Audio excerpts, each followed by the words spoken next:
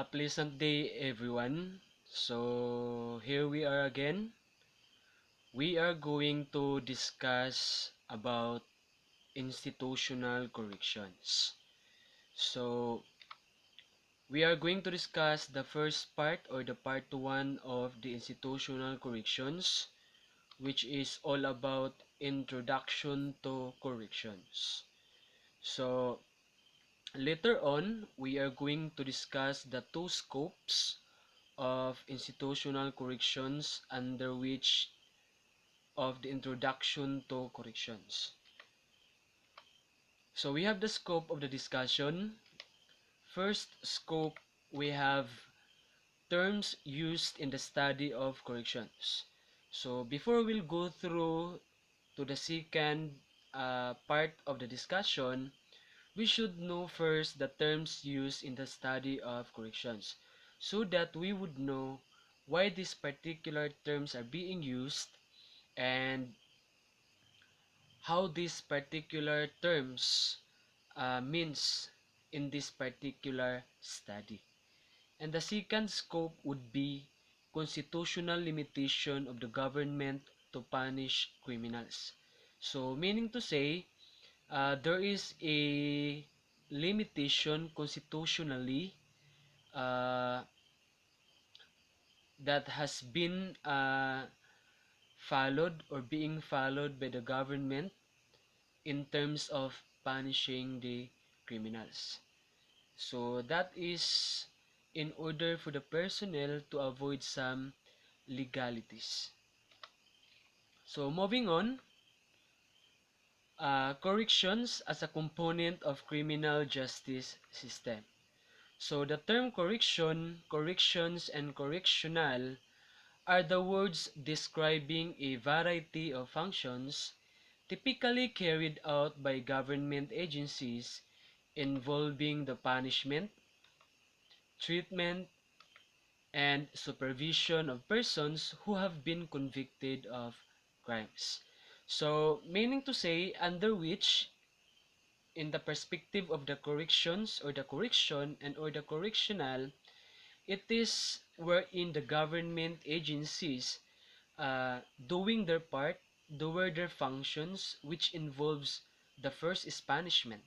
So it is not a punishment that we know in terms of physical punishment, mental punishment, or physical and or mental torture or emotional torture for that matter, but it is in a form of service of sentence while inside the penal institution.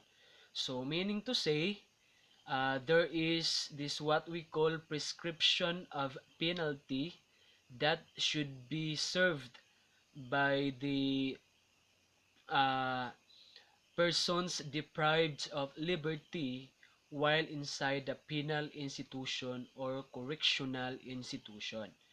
And the second one is we have the treatment, under which in the treatment, of course, the government had been utilizing or had been systemized a particular programs uh, and or uh, mechanics in order to treat or rehabilitate particular convicted individual. So meaning to say there are a lot of programs that had been designed particularly by the respective institutions such as Bureau of Corrections and the Bureau of Jail Management and Penology.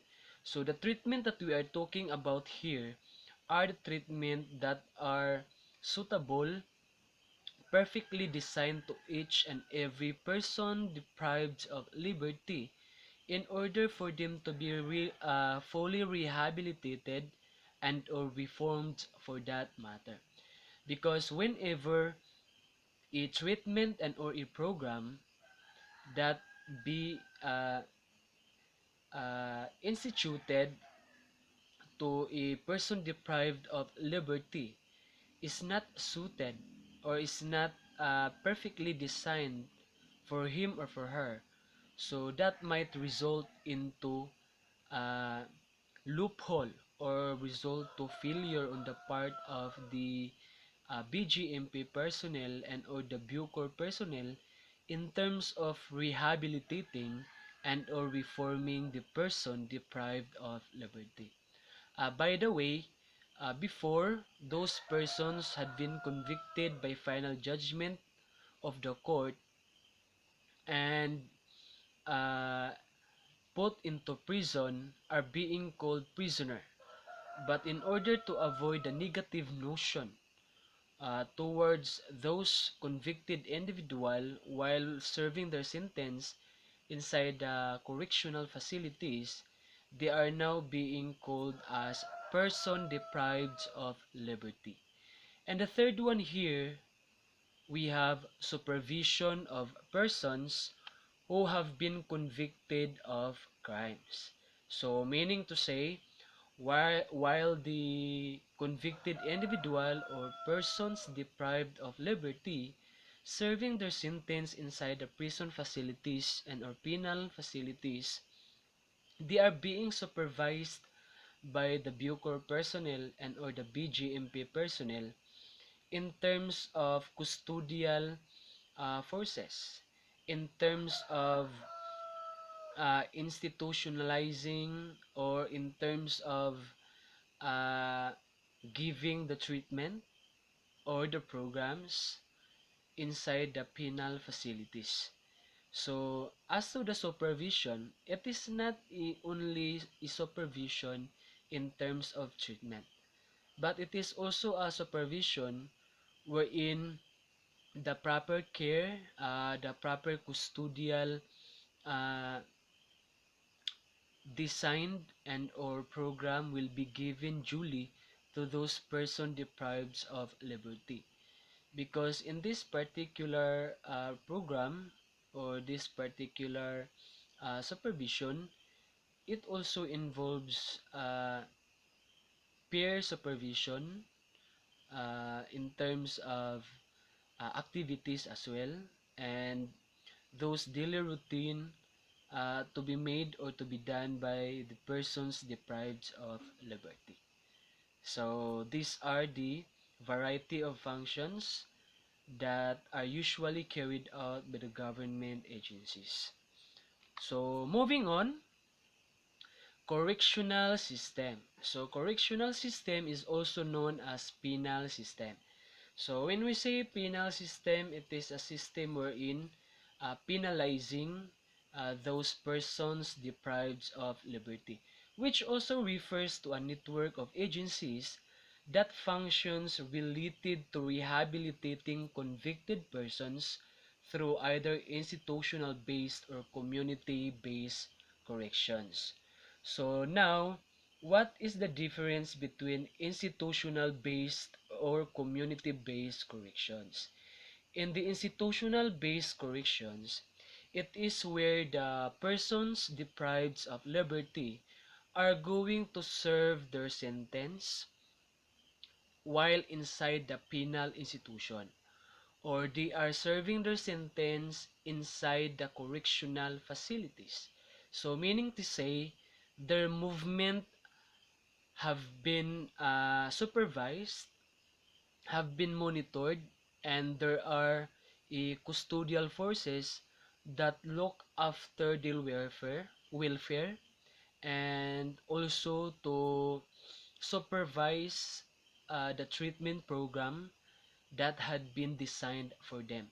So they are not actually exercising their free will, or they are not actually exercising their rights as a civilian, since they are being confined inside the penal facilities. Wherein community-based corrections. So the community-based corrections, it is a form of rehabilitating or reforming an individual who are actually being freed to the community. So they are going to serve their sentence while outside the penal institution. They are not being committed inside the correctional facilities and or the penal institution. Instead, they are they are being put into a designed or a program which is community-based corrections. So meaning to say, their movement is not being confined inside the penal institution. Actually, they are serving their sentence outside the penal institution. So, but in the same manner, their movement, their actions had been monitored. Because in the community-based corrections, the example programs or community-based corrections here, we have first parole program, and we have also the provisions program. In the probation program and parole program, both uh, convicted individual are going to serve their sentence outside the penal institution, but they are being monitored by the PPA and the BPP, or the Board of Pardons and Parole for parole program, and PPA or Probation and Parole Administration under the parole program. So, what is the difference in the institutional based and or community based corrections is that in the institutional based corrections, the convicted individual are going to serve their sentence inside the penal institution, while the community based corrections, those convicted or adjudicated by the final judgment by the competent court, are going to serve their sentence outside the penal institution, but in regards with the supervision and monitoring of the respective agencies and or administration, which are the Board of Pardons and Parole and the Probation and Parole Program Administration programs. So let's move on. We have the term here correction or corrections. It is also the name of a field of academic study concerned with the theories, policies, and programs pertaining to the practice of corrections. So, meaning to say, it is also the field of those academicians and or those uh, scholars who are going to conduct a research and or the studies that pertains to the practice of corrections with concern to theories, policies, and programs. So they are going to study in terms of theoretical issues or the theories that would somehow answers the questions pertaining to particular programs and or treatment programs to be given to those persons deprived of liberty. And we have also these policies that should be studied with the personnel of concerned facilities and or concerned agencies, and of course programs that are suitable and fit to those persons deprived of liberty in order to enhance, develop, and to give the proper care for those persons deprived of liberty, for them to be rehabilitated and fully reformed. And of course, we have the following objective of the study of the correction. First, it includes, yes, personnel training in the perspective or in the field of development, enhancement, so that this particular personnel who are assigned in every aspect of the correctional programs would be able to give what is due to each and every person deprived of liberty, because at the end of the day it would be the actions, it would be the plan, the system, and or the programs, and of course the personnel as a whole on how they actually uh, institute, on how they actually enforce those particular programs, the policies that needs to be addressed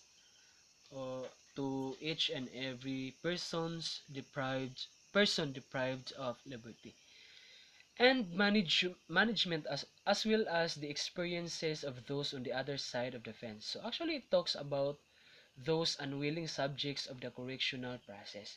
So meaning to say, they are going to study very well those persons deprived of liberty. So their experiences for the personnel, correctional or corrections personnel, be able to determine what is due for persons deprived of liberty, what is suitable program, treatment program for that matter to each and every person deprived of liberty. Because as we all know, persons deprived of liberty in terms of degree of offense has been categorized eh, as super maximum, maximum, medium, and minimum. Actually, we only have three uh, uh, degree of offenses. We have the maximum, medium, and minimum. The super maximum there has only been categorized or been separated. These are those most incorrigible, meaning to say these are those who already belong to the maximum period inmate or prisoner, since while they are serving their sentence inside a degree of uh, custodial custodial monitoring, they have committed some crimes or even violations inside their facility. So basically the objective of this study is not only more on the development and or the enhancement on the skills and capabilities of the personnel to be trained, but as well, but most importantly is on the side of those persons deprived of liberty, to address very well and to address carefully the needs of their rehabilitation and reformation. So let's move on. Between the 1950s and 1960s, the term penology has been changed into corrections. So this is in order to avoid the negative notion again when using the word penology. It seems like uh, labeling negatively those persons deprived with liberty, na wherein it seems like focusing more on penalization or penalizing those persons deprived of liberty. Seems since the same with the term from prisoner or inmate has been changed into uh, persons deprived of liberty in order to avoid negative notion. So from penology to correction. So when we say penology, it seems like focusing more on penalization, or imprisonization of those persons deprived of liberty. But when you hear the word corrections, it actually gives us positive meaning or positive notion.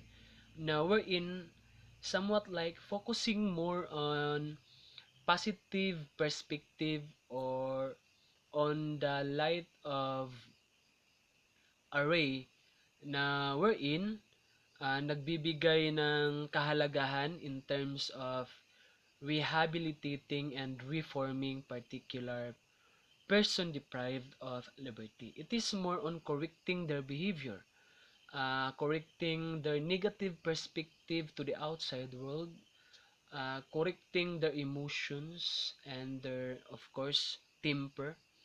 So it is more on giving programs, treatment programs with different modalities in order for them to cope up with positive perspective in life, so that later on, whenever they will be released to the community after serving their uh, s- service of sentence inside the penal institution, they already have their positive vibes or positive vision, na wherein they could make use of it in terms of finding jobs, or to somewhat like to change their life 360 degrees.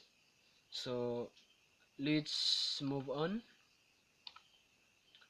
So the term correction, it is a branch of administration of criminal justice. So criminal justice, if you happen to remember, Philippine criminal justice system have uh, five components, or have two major components, which compose of five pillars. Uh, so those components, the first component rather, is formal component, and the second component is non-formal component. So the correction is actually belongs to formal component, because it has a program, procedure, the policies, and the system that should be followed in order to administer their uh, functions, and of towards those persons deprived of liberty. So, which is responsible for correction and rehabilitation of those persons who are after observance of due process. So, meaning to say, these are those convicted with final judgment, of course, due process, heard before the competent court, or heard before the court, and was found to have violated penal law or the laws of the land in terms for that matter, so by competent judicial authority. So be reminded, we have the term competent judicial authority, meaning to say it is the judicial authority uh, who have a authority over the subject person, or the over the criminal in during the hearing or during the investigation of the case. So it is the very court wherein having the judicial authority over the person accused during the trial of the case. So be reminded that correction is part of the administrative branch of the criminal justice system of the Philippines, which is responsible for the rehabilitation and the reformation of persons deprived of liberty. Moving on, and also it is in charge with the responsibility for the custody. So as we discussed already a while ago, custody, taking care of, or to watch over, or to look after with the persons deprived of liberty under their authority, and supervise and rehabilitate of those who judicially found violated criminal law. So meaning to say, judicially found violated criminal law, uh, sinabi ko na kanina na ito yung mga taong nahatulan or ng nahatulan ng korte as to number of, or the year of sentence to be served inside the penal institution. So we have the two approaches of the corrections. First, institutional correction, or the institution-based correction. So, na-mention ko na kanina, or I've already discussed that this type of or approach of correction is more on rehabilitating or correcting a particular person deprived of liberty inside correctional facilities, okay, or institutions such as national penitentiaries and jails. So under the national penitentiaries and or jails, in terms of national prisoner, we have the Bureau of Corrections. So the Bureau of Corrections will cater those person deprived of liberty or adjudicated with a final judgment of the competent court who are going to serve their sentence 3 years and above, or also known as insular prisoners. While in jail, we have different levels or types of jails. We have the city jail, we have also the municipal jail, we have the provincial jail, and also lock-up jail. So don't worry, we will have a separate discussion on these national penitentiaries and the different type of jails with a separate presentation. So for now, in institutional correction, or considered to be institution-based correction, wherein a type of reformation or rehabilitation of persons deprived of liberty while serving their sentence inside a penal institution or correctional facilities. Next, we have non-institutional correction. So, I've discussed this already, that it is a rehabilitation or correctional programs take place within the community. Okay, so ang kaibahan lang, ang maganda lang dito sa non-institutional correction ay they are going to serve their sentence kasama yung komunidad na kung saan the community will help actually in terms of boosting the morale of the those convicted individual and somehow serve as the uh, moving mechanism or somewhat like a support mechanism for them to be lifted up and for them to emit more positive vibration in in their journey of their life. So this is otherwise referred to as community-based correction. So this approach, the convict will not be placed or be released from correctional facility or jails. So ibig sabihin, yung convicted individual as convicted by the competent court will not be placed inside the penal facilities or they will be released from the correctional facility or jails. Anong kaibahan ng will not be placed or be released from correctional facility? Sir, sabi mo kanina, ito yung mga na-convict ng korte, ng competent court na hindi na kinukumit inside the jail or correctional facility. Tas meron naman dito, be released from correctional facility. Ibig mo bang sabihin, sir, ay nakulong na sila or nakumit na sila inside the penal institution and now they will be released? Yes, that's true. Because the difference there is that in will not be placed in correctional facility or jails, ito yung under the probation program. Now, wherein they appealed to the they actually applied for uh, such program or the probation program na wherein right after the conviction they will automatically be put into this program and will not be committed to prison facility. But before it will be happen, there are a lot of considerations. Who are those excuse me, who are those individual be given this type of will be given this type of program or will be put under this program. So this will also be discussed to the separate uh, presentation, and this is actually be discussed in the subject of non-institutional correction. While on the other hand, be released from correctional facility or jails.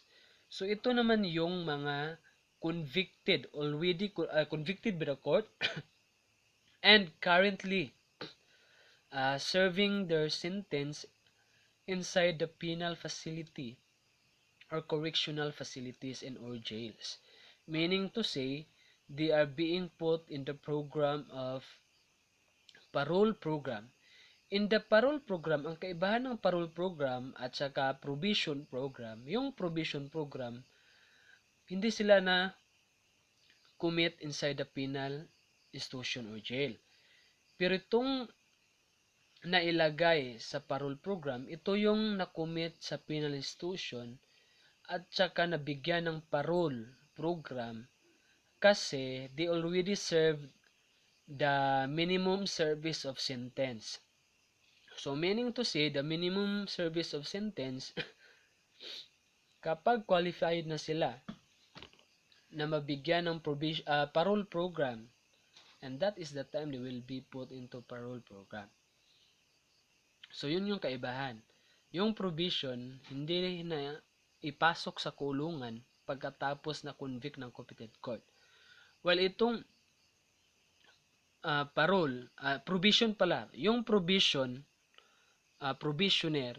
na under sa provision program, they actually not being put ever in the penal facility.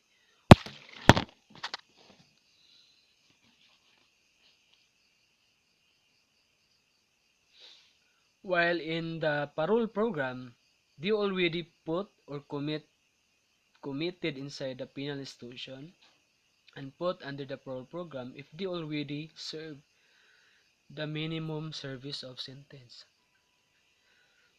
So now let's move on. The following are the agencies of the government charged with correctional responsibility. First, we have the Bureau of Corrections. Second, we have the Bureau of Jail Management and Penology. The third is Board of Pardon and Parole. Fourth is Parole and Probation Administration, and the last is Provincial and Sub-Provincial Jails. So, in Bureau of Corrections, this particular bureau is responsible for national prisoner, and BGMP or the Bureau of Jail Management and Penology, this particular bureau is responsible for jails under which is we have the following. We have the municipal jail, we have the city jail, and we have also a municipal circuit jail. So we have also a number of years to be considered both for Bucor and the BGMP before they will be considered as the prisoner of the Bucor and prisoner under the BGMP Bureau. And the next is the Board of Pardon and Parole. In the Board of Pardon and Parole, of course, sinabi ko kanina, there are a lot of qualifications and consideration before the convicted be qualified under the probation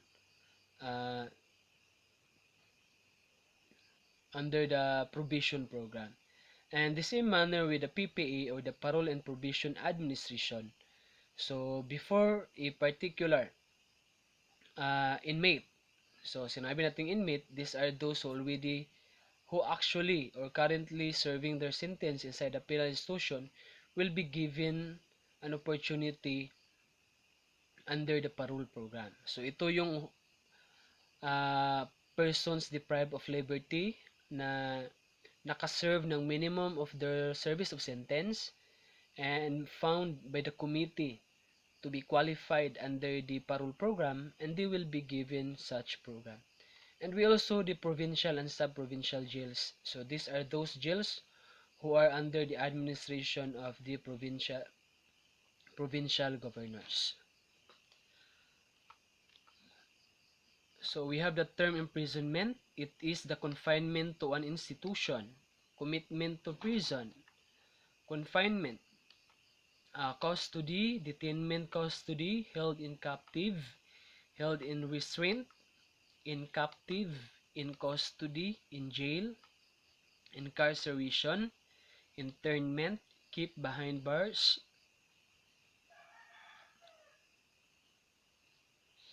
kept as captive, kept in custody, kept in detention, kept under arrest, locked up, put behind bars, put in cell, put under restraint, sent in jail, and many more.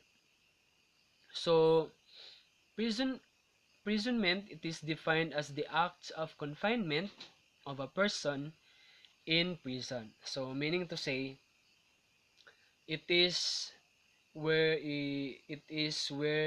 particular person deprived of liberty, physically confined in a penal institution and or in the prison and or jail for that matter. And of course, restraint of one's personal liberty. So meaning to say, from the time the person will be put inside a jail or prison facility for that matter,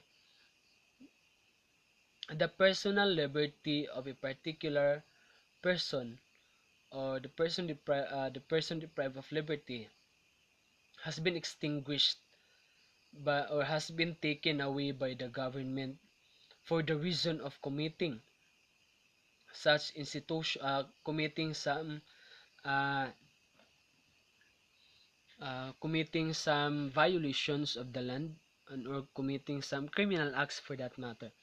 So the civilian or the civil rights and the personal liberty of the person that we are talking about here, or the person deprived of liberty, has been restrained temporarily. So meaning to say, temporarily it will be this will be regained by the person deprived of liberty whenever they already serve their sentence and be released to the community. But for the meantime, since they are being committed or confined in the penal facility or correctional facilities for that matter, their personal liberty and or civil rights has been restrained. Some of the civil rights, not all civil rights. And forcible detention of a man's person or his movements. Bakit forcible? Kasi wala silang magagawa because they are actually being detained or they are being confined and their movement is being controlled inside the penal facility or correctional facilities. Next, we have the constitutional limitation of the government to punish criminals. So, meaning to say, the government or the personnel of those bureaus that we are talking about or the agencies have their constitutional limitation in terms of enforcing or in terms of instituting punishment towards the criminals. So we have the legal basis as to the legal rights against unlawful imprisonment or detention. So based on the text under the 1987 Constitution, which states no person may be deprived of lives, liberty, and property without due process of law. So be reminded we have the phrase or the words here may be deprived. So meaning to say they will not be deprived of lives, liberty, and property without due process and property whenever they are found clean or they are not guilty for that matter, but they will be deprived of lives, liberty, and property without whenever they are found guilty. So but since we have this uh, writes that no person may be deprived of life's liberty and property without due process of law. So, meaning to say, walang ma-deprive ng life and or kalayaan at saka ari-arian kapag hindi sila na what kapag hindi sila na heard before the court with the practice of the due process of law by this uh,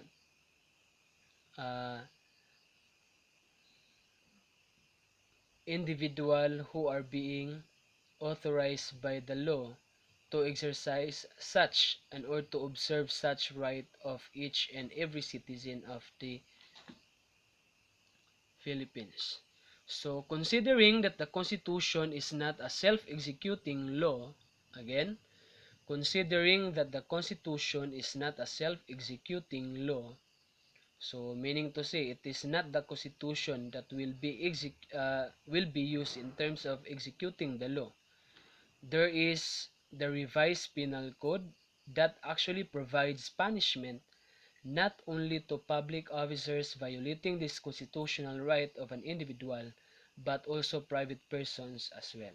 So, meaning to say, since we have the mother of laws that we are talking about here is the 1987 Philippine Constitution. Now, wherein the Philippine Constitution is the basis of other laws that had been made. So, meaning to say, the revised penal code that had been established or crafted is actually based from the Constitution of the Philippines. So, it provides punishment not only to public officers, meaning to say, the Article 3 of the 1987 Philippine Constitution basically uh, is the is the bill is the bill that prohibits the the powers and functions of the government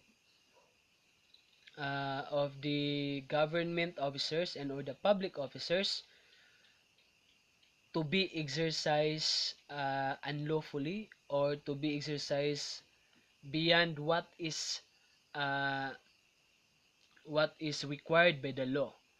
And also, this will covered as well the private individual who do the same towards other individual. So meaning to say, this constitutional right is prohibiting public officers and or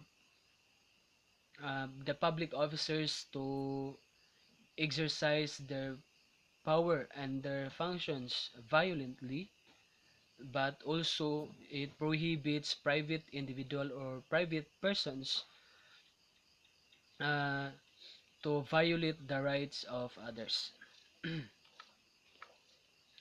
So we have to consider, or we have here the considered legal grounds for detention of any person.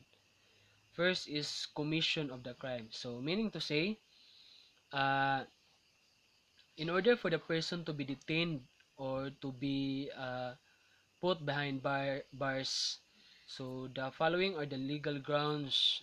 The first is commission of the crime. So of course the person will be put behind bars or will be detained whenever they committed crimes. So second is violent insanity or any other ailment requiring compulsory confinement in a hospital. So ibig sabihin, these are those individual who don't commit any of crimes.